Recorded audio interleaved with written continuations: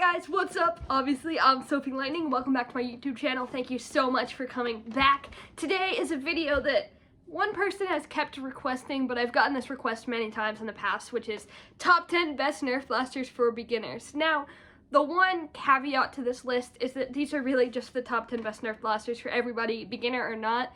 It's not really like paintball or airsoft where I think you work your way up in those types of sports. In this situation, you just the best blasters. So here's the top 10 best blasters in my opinion. Coming in at number 10, and this is a list where we work from worst to best, so number 1 will be the best blaster ever in my opinion.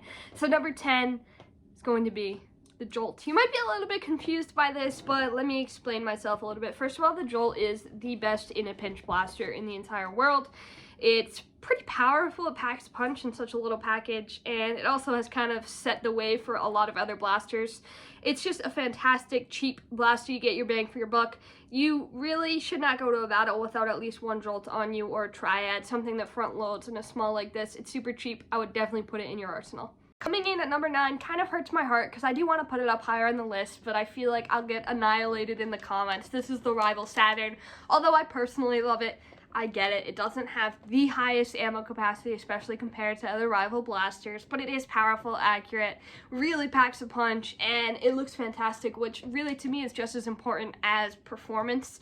The way that it looks, you want to use cool looking blasters, obviously. So yeah, number 9, rival Saturn. Number 8, Zombie Strike Hammershot. I'm sorry, I bet a lot of you thought that this was going to be a little bit higher up on the list. I love this blaster. It's a phenomenal secondary that so many people use as their trusted secondary, but it only holds 5 rounds. It's a fantastic blaster. It's really great to have in your collection, but I can't put it up that much higher considering we only get 5 rounds and have a pretty slow reloading time as you actually have to manually put each dart in individually. It's a very fantastic blaster. Once again, you should have it in your arsenal. Honestly, you should just have all 10 of these blasters in your arsenal, but I can't put it higher because it only holds 5. Number 7 is totally gonna probably be my bias. I apologize, but I have such fond memories with the Elite Alpha Trooper. I understand this is the End Strike version. I don't have the Elite one accessible right now. I only have a small portion of my arsenal here, but the Elite one is this with blue and upgraded internals. It's a fantastic Springer blaster. It has slam fire. I've trusted the Alpha Trooper, specifically the Elite one, to help me out in battles for a very long time. It was my go-to primary for quite a few years. I still really love to rock it, especially at HVZ Nerf Wars. It's a great blaster. It should go down in history as one of the best blasters. That's why it's on this list. Number 6 is the Kronos. Now, I know immediately a lot of you just said, Sophie, that holds the same amount of ammo as the Hammershot. Why is it higher up on the list? The reason why is because this is far more powerful than the Hammershot, as it is a rival. Once again, the Kronos is a phenomenal secondary. If you don't have one in your collection, I highly recommend you go get one. It's a superb bang for your buck, in my opinion. It's honestly one of the most accurate blasters I've ever used. I have quite a few of these on hand at all times.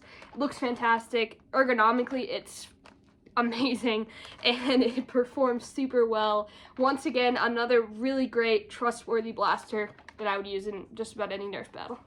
Let me just get out there. I'm Team Springer. There's this whole debate in the Nerf community, springs versus motorized flywheels, and I prefer springs, which is why my number 5 pick is the Retaliator. Once again, I don't have it on hand, but here's a picture.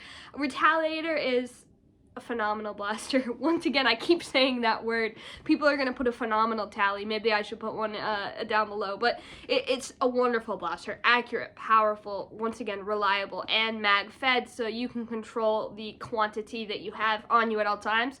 Could have 10, 18 round mags on you and be good for an entire 2-hour battle. It's super customizable. Just a great blaster that I have super fond memories with.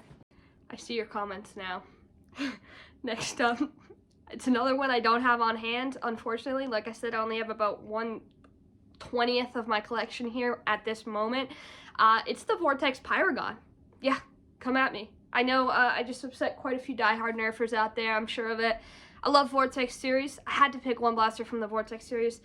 The Pyragon, it's superb. What can I say? Slam fire, 40-round drum mag, discs that ricochet off of walls. It's super fun, reliable, and really, for me, I don't think I ever jammed that. I probably fired tens of thousands of discs out of it, and I never experienced one jam. That is the true sign of an incredible blaster that deserved to be pretty high up on this list. Maybe I'm biased, but the Pyragon's fantastic. If you can find one right now on eBay, I'd highly recommend you pick it up. Yeah, this is a Sophie list. We're in the top 3 now. In 3rd place, I'm going to put the rival Jupiter. I just consecutively heard literally 100 people complain at me, but the Jupiter is amazing. I don't know what to say. It's so accurate. That is arguably the most accurate blaster in history, in my opinion, stock form. I could nail a bullseye 40 feet away with that. It's superb. It's fantastic. It's pretty great bang for your buck. Aesthetically, it looks phenomenal.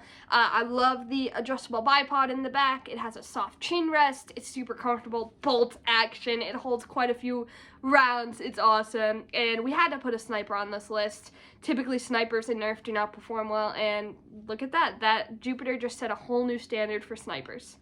In 2nd place, the Stryfe. Come on. I feel like even people that didn't know close to nothing about Nerf know that the Stryfe will go down in history as one of the best blasters ever. Motorized flywheel in a small, comfortable, awesome looking package. Super cheap when you think about what you're actually getting for your money. Obviously, it's come out in quite a few different variations because it was so successful. Barrel attachments, stocks, 2 tack rails, mag fed, all in the small, accurate, powerful package.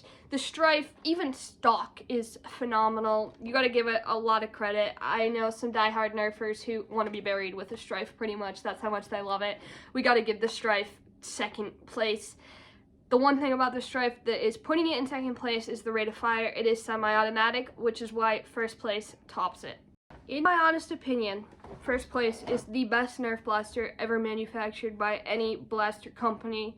That's a hot take, I get it. I'm not even biased about this one. I think a lot of people would agree with me. If you add some, you know, like an extended hopper, it gets even that much better. But even in its stock form, it's fantastic. It's the rival Perses. Guys, it's the rival Perses. Rechargeable battery, 8 rounds a second, rival power accuracy, and distance, all in this super cool looking package. It does cost $100, but it's absolutely worth the money. If you go into a Nerf battle with this, you're basically guaranteed a victory, especially if you have an extended hopper that can hold more. You're literally undefeatable. I don't even know what else to say. This is changed the game for Nerf, in my opinion, in quite a few ways. 8 rounds a second. They all leave a little bit of a sting when you get hit by them. It's just, it will go down in history. What can I say? If I ever wanted to like rebrand one blaster that I could like put Sophie Lightning on, it would be the Perses. I would love like a custom Perses. I think that it is just such a fun blaster. Even if you don't like Nerf, you'd love the Perses. People come over, I fire it, and they're like, I nicknamed it the jaw dropper, actually, because people would be like, oh, Nerf, and then I fire it, and it would go, and they'd go. So that's why it's in 1st place. I do recommend you pick one up. $100 is a pretty large sum of money, I understand that, but it's worth it. It's one of the only expensive blasters that I do recommend getting, especially at that price range.